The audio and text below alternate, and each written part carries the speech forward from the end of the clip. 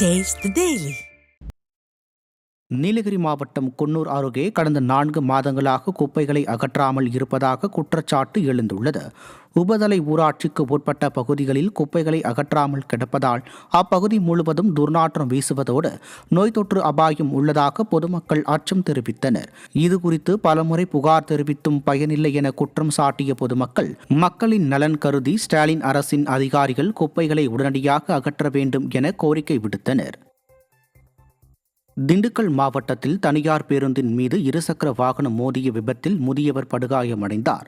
போடிநாயக்கன்பட்டியைச் சேர்ந்த கணேசன் என்பவர் இருசக்கர வாகனத்தில் பேரக்குழந்தையை பள்ளிக்கு அழைத்து சென்று கொண்டிருந்தார். அப்போது திண்டுக்கல் திருச்சி சாலையில் எதிரே வந்த பேருந்தின் மீது இருசக்கர வாகனம் மோதியதில் முதியவருக்கு கால்முறிவு ஏற்பட்டது. உடனடியாக அருகில் இருந்தவர்கள் ஆம்புலன்ஸ் வாகனத்தை வரவழைத்து அரசு மருத்துவக் கல்லூரி மருத்துவமனைக்கு முதியவரை அனுப்பி வைத்தனர். வாகன விபத்துக்கள் அதிகம் ஏற்படும் இப்பகுதியில் போக்குவரத்து காவல்துறையினர் நாள்தோறும் பணியமர்த்தப்பட வேண்டும் என பொதுமக்கள் வலியுறுத்தியுள்ளனர். திண்டுக்கல் மாவட்டம் பழனி கோவை தேசிய நெடுஞ்சாலையில் சேதமடைந்துள்ள சாலையை சீரமைத்து தருமாறு பொதுமக்கள் கோரிக்கை விடுத்துள்ளனர்.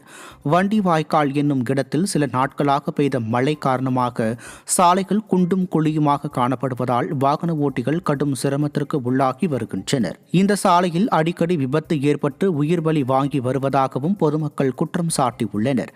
எனவே தொடர் விபத்துக்களை ஏற்படுத்தும் இத்தகைய சாலையை நெடுஞ்சாலைத்துறை அதிகாரிகளும் மாவட்ட நிர்வாகமும் சரி செய்ய வேண்டும் என மக்கள் வலியுறுத்தியுள்ளனர்.